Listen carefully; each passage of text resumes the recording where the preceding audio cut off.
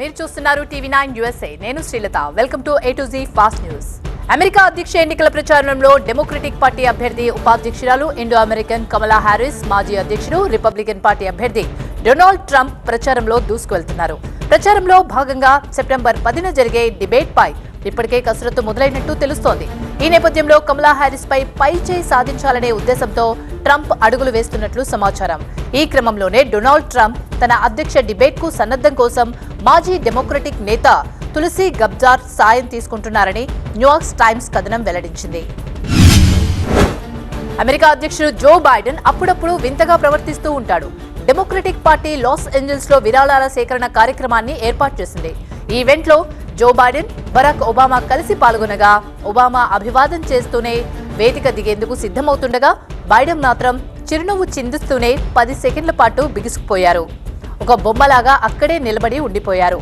ఆయన పరిస్థితిని అర్థం చేసుకున్న ఒబామా బైడెన్ చెయ్యి పట్టుకున్నారు. అప్పుడు బైడెన్ వెంటనే తేరుకొని ముందుకు నడిచాడు. టెస్లా సీఈఓ, స్పేస్ ఎక్స్ వ్యవస్థాపకుడు ఎలన్ మస్క్ మళ్లీ వార్తల్లో నిలిచారు. అమెరికాలో 2024 అధ్యక్ష ఎన్నికలకు ముందే ఈవీఎంలపై మస్క్ పలు ప్రశ్నలు లేవనెత్తారు.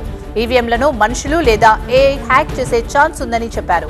ఇలాంటి క్రమంలో వచ్చే అమెరికా ఎన్నికల నుంచి ఈవీఎంలను తొలగించాలని ఎక్స్ వేదికగా ఆయన డిమాండ్ చేశారు.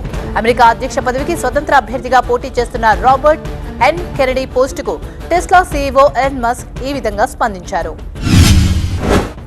అమెరికా మాజీ అధ్యక్షుడు రిపబ్లికన్ పార్టీ అభ్యర్థి డొనాల్డ్ ట్రంప్ కు భద్రత పెంచినట్లు అంతర్జాతీయ మీడియా వర్గాలు వెల్లడించాయి. ఆయన బహిరంగ సభలపై సీక్రెట్ సర్వీస్ అధికారులు ప్రత్యేక దృష్టి సారించినట్టు తెలుస్తోంది. ఫ్లోరిడా, వాషింగ్టన్ లో ఉన్న ట్రంప్ కార్యాలయాల వద్ద కూడా సాయుధ భద్రతను పెంచినట్టు అధికారులు పేర్కొన్నారు.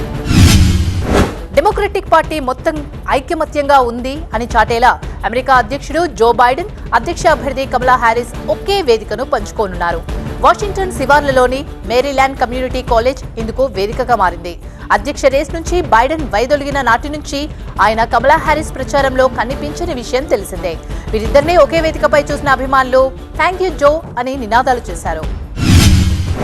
అమెరికాలో స్థిరపడదామనుకునేవారు చాలా మంది ఉంటారు. అయితే చదువు వరకు ఓకే, కానీ అక్కడే స్థిరపడాలి అనుకునేవారు 1కి 2 సార్లు ఆలోచించాలని నిపుణులు చెబుతున్నారు.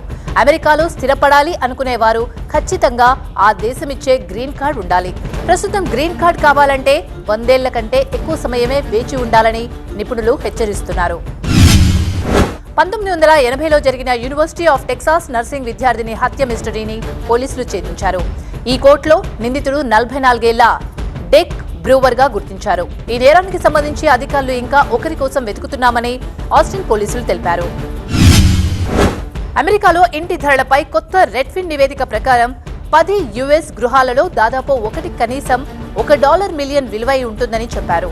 దేశమంతటా రికార్డు స్థాయిలో ధరలు ఉన్నాయని నివేదించారు. అమెరికాలో సోమవారం రాత్రి సూపర్ మూన్ లేదా బ్లూ మూన్ కనిపించే అవకాశం ఉందని శాస్త్రవేత్తలు వెల్లడించారు. మీదుగా రాత్రిపూట ఆకాశాన్ని అలరిస్తుందని, సూపర్ బ్లూ మూన్ వింతను చూసేందుకు ప్రజలు వెయిట్ చేస్తున్నారని NASA Noah Petro lunar orbit project శాస్త్రవేత్త తెలిపారు.